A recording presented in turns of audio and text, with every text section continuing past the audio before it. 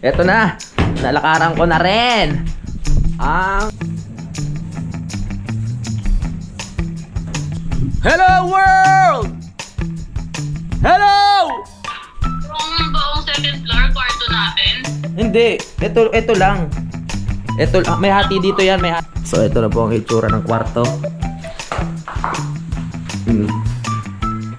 Parang gusto ko magpagawa ng kisame na may design, mga kapanalig, no? Yung hindi yung hindi basta-basta kisame lang na isasalpak. Ibang-iba talaga nung nagkabubong no, mga kapanalig. Talagang lumabas yung niya, yung ganda, lumabas yung forma. Oh! Ang sarap magduyan. Hey! Ang sarap magduyan. Mga kapanalig, gusto ko lang shoutout si Nadeo Cruz. Bye! 1, 2, 3. Simulan ng magkulitan kasama si Nuit TV. Magandang araw mga kapanalig at welcome na naman sa panibagong vlog. At ito yung kaduktong lamang ng vlog natin kaninang umaga. Naka-recover na ako sa pagkakatulog. Ngayon papakita ko na sa inyo yung finish project nila kuya dito sa ating taas. Nagdinis na sila at naglatag. Bali meron tayong sobra na dalawang tawag dyan plywood. Pero okay lang yan dahil marami nga tayong magagamit dyan. Gagawin namin box ng mga gamit para sabi ko naman yun para hindi nawawala. Ayun na. Ha? Mag-vlog na rin kayo? Mag-vlog na rin pala sila. Patulog ako, sarap patulog. Ayun, nalatag daw. Malinis na, pwede na. Oo. Pwede nang gumulong-gulong.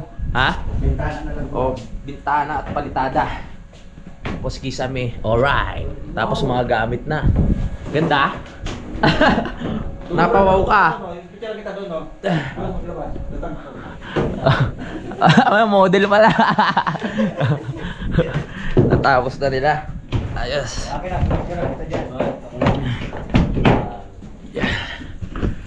Ay, vlogger, no? Ganda na pagkakayari nila kuya ng ating terrace, oh. Ito yung vlogger na ayan. Yes. Guwapo pa. Guwapo pa. Salamat. Ayan, no? Naayos na nila. Pipinturahan na lang natin yan para hindi agad kalawangin. Tapos bukas na lang ng umaga o kaya mamaya pag sinipag kami, bubuhusan na namin tong pinaka terrace. Angat lang tayo ng konti. Kung picture ka sa akin, parang nabubuhan kaya.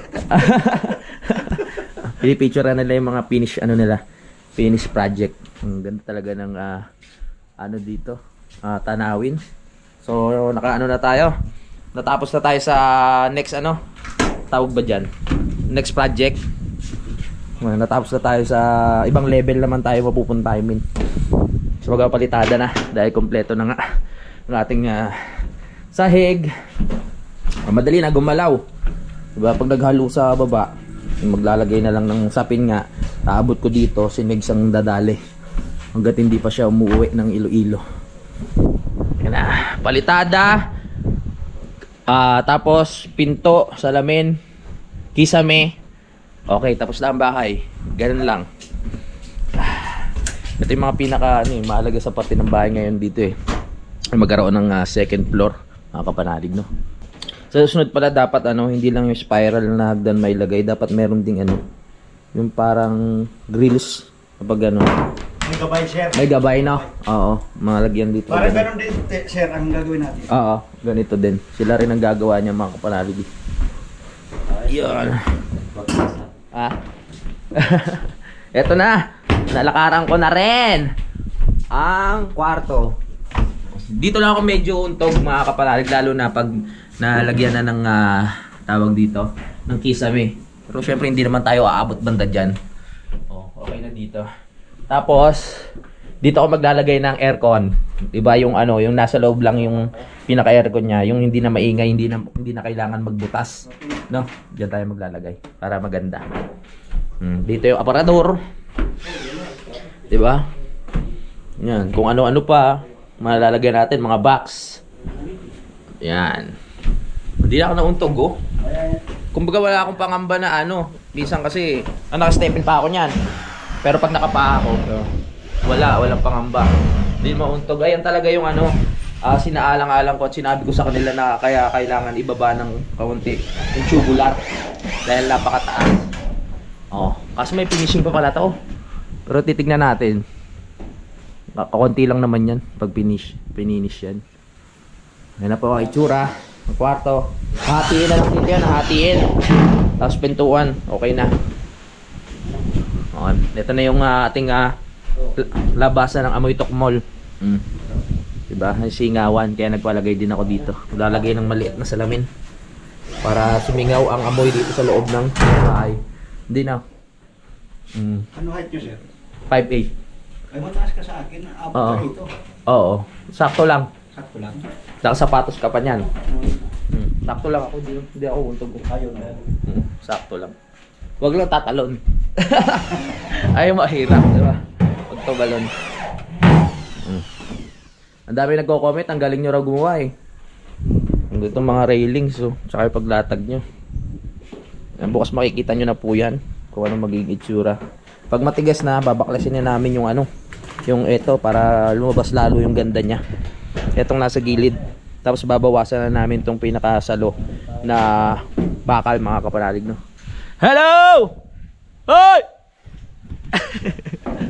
Tinawag yung mga katapat bahay.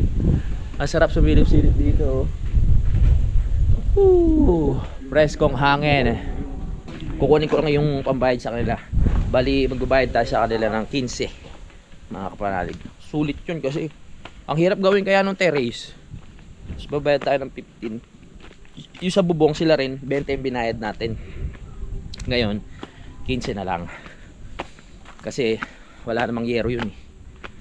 Tsaka maliit lang naman yung ano, yung terrace. Ang galing. Tapos na! Nakakatuwa. Bukas na kontimusan. Oo, bukas na lang. Oh, yeah. Woo. Ito na yung ibabayad ko sa kanila. So bali ano to, 13,000 na lang. Pasensya na sa kuko madumi.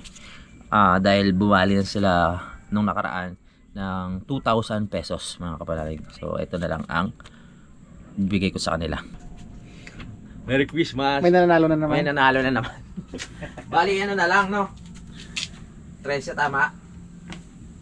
1, 2, 3, 4, 5, 6, 7, 8, 9, 10, 11, 12, 13. Magsobra ako sa 1,000, bala na kayo. Thank you, sir. Thank you. Wow. Bagang pamasko yan. Thank you. Pang-inom. Yan, salamat. Tapos na rin. Tapos na rin. Papa-picture sa akin si Kuya John. Gusto niya, ako lang pipicturean niya. Hindi siya kasama. Nahiya daw. Kape muna kayo kung ano nyo. Gusto magkape muna, Kuya. Okay na. Busog pa. Oo. Naparami yung kain ko. Naparami. Ayos, pwede na tayo matulog dun mamaya. Walisan natin ng ano. Wawalisan natin ng balstambo para maganda yung pagkakawalis. Kasi pag tingting, may naiiwan yan eh. Let's go. Mag-ano muna tayo. Wawalis-walis tayo dito. Ayan na. Walis tayo. Masarap magwalis. Bago. Hop, yeah. Kompleto na. Magaling gumawa sila, kuya, kaya talagang ano, sinobrahan ko yung ano, bayad sa kanila. Deserve nila yon kasi ginampanan nila na maayos yung trabaho nila. Kaya deserve nilang mabayaran ng sobra. Walis tayo, walis!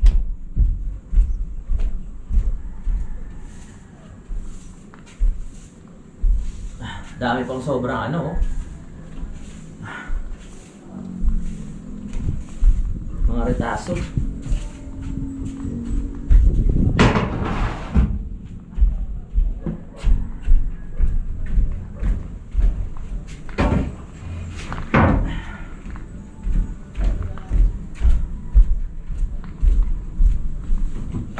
Natin itong mga to para buhanda. Ha? Thank you. Thank you din.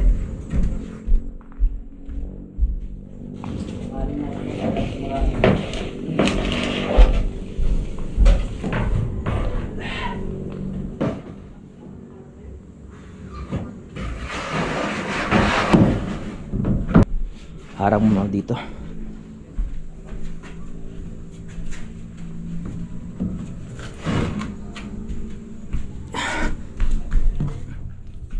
Walis tayo, walis. Walisin ang mga kalat.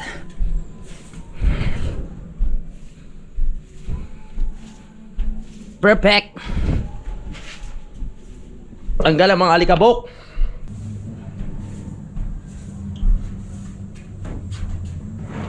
Magwalis ay di biro, maghapong nakayuko, di naman makatayo.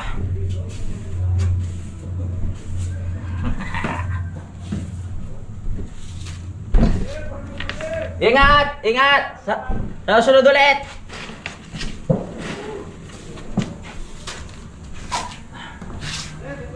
Sige, ingat! Ingat! Uwi na sila. Bigla na naman ako inantok nung nagwalis ako dito sa taas. Excited na ako sa part na masisementohan natin bukas. No? Ayan. Para pwede nang maglagay ng upuan at magkapi-kapi sa umaga. Ayun talagang unang maiisip mo talaga sa ganitong lugar, 'di ba? Pag may mga ganitong magandang view, tumambay at magkape. Lawak po niya, no? Lalo na pag nalagyan na natin ng pinaka harang yan. Magkakaroon na tayo ng privacy. Magkakaroon na ako ng privacy, no? Pwede ko na gawin lahat na kahit anong gusto kong gawin. Habang maglalagay, maghahanap ako ng magandang kurtina na babagay din dito sa bahay. Pinakasalamin, no? Ano kaya magandang kulay ng kurtina dito pag naglagay ako?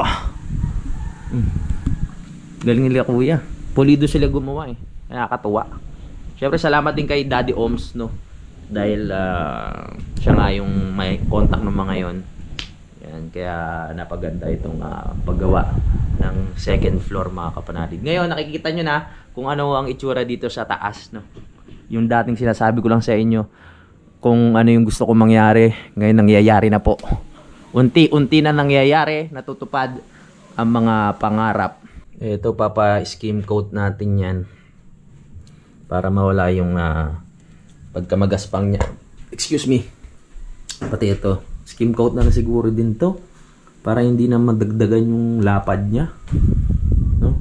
May tansi pa pala eh. Tansi pa. Ang kapal na. Talagang nanigurado na ako na na makapal yung plywood. Yung bahay ko kasi sa Bukana, mga kapanalig, manipis lang yung plywood nun. Ganito kanipis, kaya ngayon nababakbak na talaga siya dun sa gilid, no? Ayan po ang itsura ngayon dito. Yung bintana, hindi ko alam kung kung iuusod ko dito para sumentro sa kwarto eh. Kasi ito nga po yung yung hati ng kwarto ko. Etong poste na to, simula doon. Ito yung hati. So masyado nang dikit dito sa may pader ng kwarto yung bintana kaysa dito, no? Kaya po nagkaganyan. Ang plano ko kasi talaga, dapat ang hati ng kwarto ko ay hanggang dito sa tawag dito sa poste na yan, tapos hanggang dito. Kaya magkakaroon nga sana dito ng pinaka asintada pa, maglalagay ng pinaka pader, no? Ng hollow blocks, I mean, ganyan. Tapos pagpasok mo dito, sakto lang yung bintana. Kaso nga lang ngayon, bago yung plano dahil nga sa hagdan, hindi ko pa alam kung ipapausod ko ba doon o okay na yan, no? Pero mas maganda kasi kung nakasentro yung yung bintana. Madali lang naman gawin yan. Wawakwakin dito unti, tapos magdadagdag naman dito. Susukatin lang para gitnang gitna siya. Dito wala namang problema dito. Ayos na siya, nasa gitna talaga siya. Oh, lalagay ka na ng mga sopa dyan, oh. Pwede ka na magliwaliw. Hi! Hello world! Hello! Hi! Ito yung binabanggit kong masarap matulog dito. Kasi nakasangga sa hangin itong pader. Sarap. Kakanto. Mamaya magdadala na ako ng ano dito, kumot, unan. Saka yung ibang gamit ko. Dito na ako matutulog. Kahit madilim, ayos lang. Feeling safe ka na. Kasi nga, meron ka ng sinasanggahan ng mga pader. Pwede pa lang dito na lang akong maglagay ng kama sa side na to, no? Dito, pom lang naman yung kama ko eh. Di ba sabi ko, hindi naman ako mahilig mag-ano ng kama na may frame. Talagang pom lang, nasa baba lang. Para, ayun, dito, maluwag ba doon? Di ba? Pero bahala na. Titignan ko pa kung ano mas maganda. Pero sa tingin ko, mas maganda doon sa part na yun. Para pag dilat ko, kita ko agad yung ganda ng ng nature. Hakaantok. Tignan mo yung kwarto natin, laki. Papakita ko kay Budang. Ayan, Yan kwarto natin. Malawak dito. Wala na. Ha? Yung buong second floor, kwarto natin. Hindi. Ito lang. May hati dito yan. May hati dito sa poste. May pader. Tapos sa kabila. Sa kabila, ano lang yan, tambayan lang yan. May sopa lang dyan. Ganyan. Pwede ka umupo. Tapos dito, meron siyang grills na stainless dito. O, kita yung sa baba. Yung sa sopa, yung sa sala. Ganda, no? Ganda na naisip ko, no? No? Baka talagyan mo ng net. Pwede nga. Yun nga inisip ko, lalagyan ko ng net para pwedeng magpahinga. Kaso nga lang, maglalagay ako ng chandelier. Pangit pag may chandelier tapos may net. No? No? O, tingnan mo, taas na rin, no? Pwede bang lagyan niya ng binil? Oo, yun nga plano ko, lalagyan ko ng binil. Oh. Ganda. Susunod punta ka dito para makita mo ng personal. Tapos lalagyan pa ng ng tawag dito, kisame. Tingnan mo dito, ang ganda, Sarap pagising mo ng umaga, tatambay tayo dyan, Tapos ang ganda ng view. Tapos puro salamin lang yan. Pwede tayo mag dito, labing-labing na nakabukas yung salamin. Oo. Kita mo yung mga puno na yan. Oo. Fresh air. Mamaya magsasabit ako dito ng duyan. Ayan, dito. Tapos ganyan kalamig. Sarap magduyan. Ay, papakita ko para sa inyo yung itsura ng kwarto doon sa baba. Kung ano na nangyari. Yes. Diba?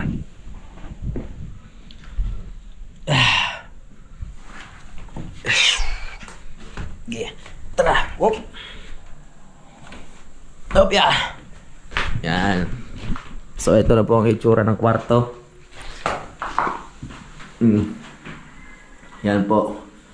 Parang meron na siyang pinakakisame. Pero hindi pa yan. Papalagyan pa natin ng pinaka-kisame yan. Syempre, kulang pa yan. Pwede na ulit ilagay dito yung mga gamit. Maglilinis-linis lang. Dito naman, pag pinitikan to ng semento, hindi na naman makalat. Konti lang naman yan. Yan na. Malaki din tong kwarto na to, mga kapanalig.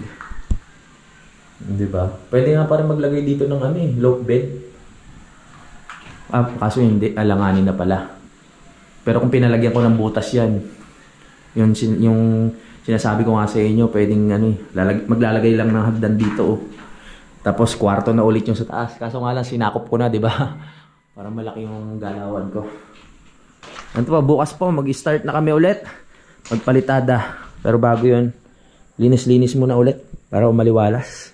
Parang gusto ko magpagawa ng kisame na may design, mga kapanalig, no? Yung hindi yung hindi basta-basta kisame lang na isasalpak. Gusto ko merong mga may panggilid, ganyan, tapos may ilaw. Marunong sila tatay nun si Tatay Roman, tsaka si paring Alvin. Tatanong tayo. Ayan, ito na. So kulang pa tayo ng lababo dito, mga kapanalig, no? Yan. Kaya dapat maayos yung pagkakalagay ng kisame. Tapos kailangan mo masilya yung mga gilid-gilid na yan para kung magluluto man dito, yung usok o yung amoy ng ulam hindi pupunta doon sa kwarto. 'Di ba? Lalagay tayo exhaust fan para mas sure mga kapanalig, no, na talagang hindi pupunta sa taas yung amoy ng mga niluluto dito sa baba. Taas, oh. Ang taas niyan. Ayan po. Pag nagkaroon pa yan ng pinaka-stainless, mas makikita na natin yung forma ng bahay. Natutuwa ako mga kapanalig no. Proud ako sa sarili ko kasi etong pagpapatayo ng bahay mga kapanalig, as in pure na talagang gastos ko to mga kapanalig no. Talagang galing sa pinaghirapan ko sa YouTube. Wala pong mga sponsor dito ng mga tawag dito. Wala pong sponsor ng mga tawag dito materyales. So sa akin po lahat 'yun. Iniisip ko kung meron ba eh. Pero wala po talagang yung kata sa YouTube. Ito yung pinanggastos ko po halos lahat dito. Aminin ko sa inyo sa Bukana po kasi halos tumanggap po ako ng mga sponsors doon no nung araw. Kaya talagang ang nagastos ko po doon ay 350,000 mga ganun. Pero may kasama po yung mga sponsors. Pero ito mga kapanalig, talagang lakas loob ko sasabihin na talagang wala talaga. Merong mga nag-sponsor sa mga pang-merienda, ganyan. Pero sa materyales, as in wala talaga mga kapanalig. Talagang pinagpaguran ko to, inunti-unti. At ngayon, eto na. Kaya nakakatuwa. Natutuwa ako sa sarili ko. Kaya kailangan may reward ako eh. Tol, ano ba magandang reward sa sarili? Parang hindi pa naman tapos eh, no? Siyempre, pag may natatapos na isang parte ng bahay, nakakataba ng puso na yan. Alam mong tuloy-tuloy ang progreso, di ba? Ayun lang. Masaya lang ako. Ilang pa lang to. Bali, 4 na buwan na ata to o 5. Inabot ng mga ganong katagal, siyempre. Alam nyo naman pa hinto-hinto ang trabaho, tas nagbagyuhan pa. Kaya ganong katagal talagang inabot ng bahay. Etong next year na siguro to mapapalitadahan. Etong labas. Pero yung loob, pipilitin namin na mapalitadahan na. Para kahit pa paano pwede nang tiran, pwede nang tulugan, makapaglagay ng gamit. Yung bintana rin siguro next year na yan mga kapanalig. Siyempre dadating ang Pasko, maraming pagkakagastusan. So dapat kontrolin ang pagbili-bili ng mga materyales kasi wala nang uhugutin mga kapanalig no. Ibang-iba talaga nung nagkabubong no mga kapanalig. Talagang lumabas yung niya, yung ganda, lumabas yung forma, nagkaroon ng dating, lalong lumapad yung bahay. Nung wala pang bubong, hindi mo pa parang magara pa yung itsura. Ganun. Iba talagang nagagawa ng isang bubong sa sa bahay. Nakaraos na tayo. Nakaraos na naman tayo sa second floor. Iisipin na naman natin yung ibang naman gagawin. Jacket muna ako malamig tapos magkakabit ako ng duyan.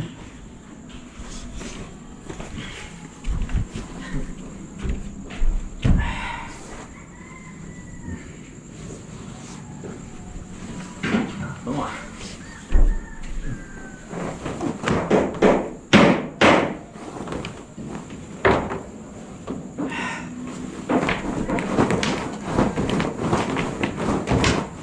Yan. Kapit mo na duyan para masarap matulog.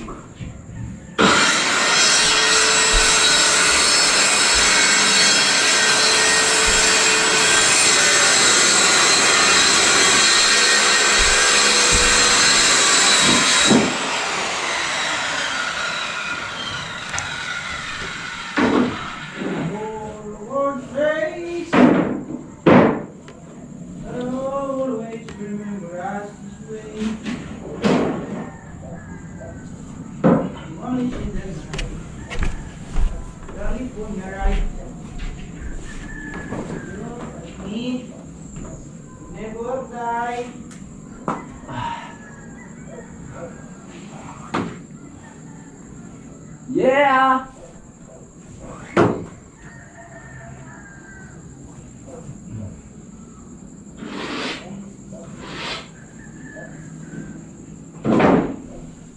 Pwede na. Oh. Ang sarap magduyan. Sarap magduyan. Tulog muna ako. Parang may hangover pa ako. Pero nakakain na ako kanina ng maayos. Duyan tayo. Gusto na sumama dito sa duyan. Oh, parang lumulundo ka. Kabalagdag. Oh, ganda ng view. Si Negs nasa baba, gumagawa na siya ng box ng ano, ng tools. Yun nga yung mga tirang plywood yung ginamit niya. Bukas maubusan na yan. Pwede na tungtungan ng tungtungan. Mga kapanalig, gusto ko lang shoutout si Nadeo Cruz. Bali tito yun ang pinsan ko, no, si Ate M. Yan, galing daw sa Canada yon. Maraming salamat po sa suporta. At ayan, God bless. Mag-ingat po kayo palagi. Time check lang, 5:39 na mga kapanalig, gabi na naman. Tamang tulog na naman to. Dalawa lang kami dito ni Uto Lampoy, si Negs. Dahil umuwi nga si Kuya, si Kadede naki-birthday naman. Ang lamig! Pero si Ampoy parang hindi nalamig, oh. Nakaano lang eh. Kapal ng balat eh. Kapal ng balat eh. Ano to? Ay, may dumating, oh. Ano kaya ito? Buksan ko lang, ah. Ito ata yung gamot ng mga aso sa kuto. Tagaling total sa taas. Ay, ito. Pampatak sa ano? Pampatak sa pulgas ng aso. O, hindi na kayo makangate. Kakasabi ko palang pulgas, may gumagapang na. Ito, oh. Saan ba ito? Yan. Pwede rin sa pusa. Ano ba ito? Casiel pet. Oh. Lalagyan natin sila mamaya. Let's go. Batok. Saglit lang, saglit. Paano sa camera yung isa eh? Ito. Yan dito yung tatlo. Ano natin, ha? Chuchu! Kapag may glass, para sa inyo to. Paano? Tear here. Saan? Tear here. Dito. Kupitin mo kayo. Ano yun? Lusog mo, Teng. Wala. Yan lang. Chuchu! Kutsilyo. Yan, itak. Yan na yung silikon, gilid. Chuchu! Chuchu! Kakatayin ka na namin. Di gusto. Ano mo sa kuan? Sa may kahoy? Yan sa ano? Tatlo na. Kawawa naman kasi yung mga aso pag ano. Yan.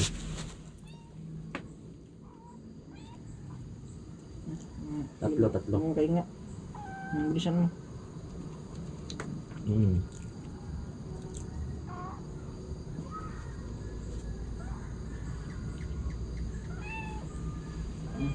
Okay na. Chuchu! Next. Chuchu! Next. Hoy! Likot, nangangkat.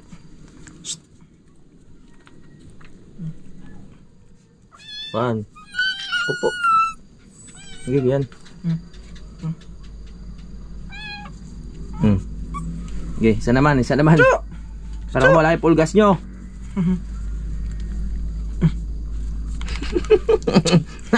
Wag mo na. 1, 2, 3. Pusa. 1,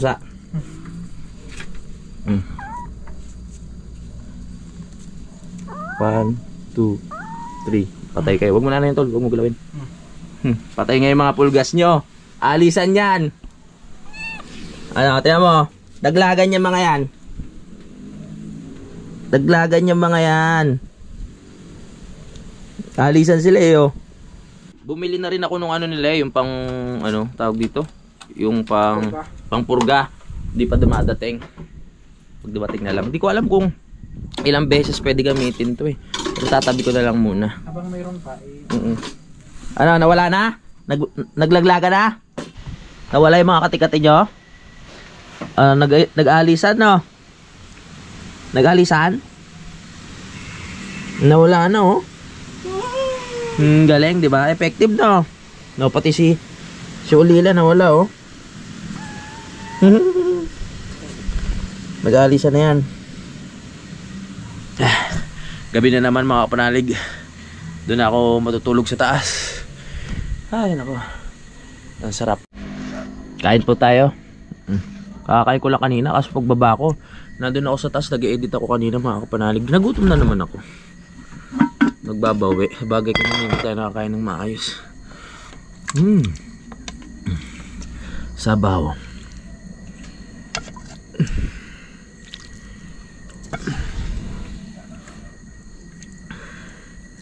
Oh yeah. Nandito na ako sa taas. Yan. Bibinyag ako na rin to sa pagtulog. Nandito na ako sa isang side ng kwarto ko mga kapanalig. At komportable. Ang sarap sa pakiramdam. Harang tayo sa hangin. Gusto ko sana magduyan kaso lang mas komportable ako pag hindi nakaduyan. Gusto ko lapat na lapat yung aking likod dito sa sahig. Nasanay na kasi ako sa matigas humiga eh. Tapos nanonood lang ako ng Netflix para malibang-libang pampalipas ng oras. Si Negs na dun pa rin sa taas eh. Pero dito rin matutulog yun. Sa baba I mean magduduyan siya. Tay! Tapos na ako manood ng Netflix. Anong oras na ba? Ang dilim dito ha. Ang oras natin ngayon ay 11:27 na po ng gabi. At hindi pa ako makatulog. Halos kakatapos ko lang din mag-edit. At iduduktong ko lang to mga kapanalig no. Gusto ko lang makipagkwentuhan sa inyo habang kasabay ang mga kuliglig sa paligid. Excited na ako para bukas eh. Kasi nga bubuhusan na namin ni Negs to. Dapat pupunta sila ng Balayan kasi may asikasuhin. Sabi ko sa Monday na lang sila umalis para maayos na namin kung ano pa yung mga dapat ayusin dito. Nandun na natutulog si Negs sa tent eh. Bukas ayusin ko na yung mga gamit yan. Papasok na ulit sa kwarto para umaliwalas ulit yung paligid. Diba? Yung mga lagayan ng damit, papasok ko sa kwarto ulit yan. Dalawa na kami ngayon dito. Hindi pumunta si Kadede, mukhang napalaban sa birthday yan mga kapanalig. Sa oras na to hindi ganong malakas ang hangin. Siguro mamaya pang madaling araw yan, no? Sarap magduyan dito kanina. Kaya yan, magkapaalam muna ako mga kapanalig, no? Maraming salamat po sa pagsubaybay at maraming salamat dahil nakarating kayo dito sa dulo ng aking video. Magkita-kita na po tayo sa next update. At ayun, wala pong iwanan hanggang huli. At hanggang dito na lang. I love you all mga panalig. Lagi kayong mag-ingat. Simulan ng magkulitan kasama si Inuit TV.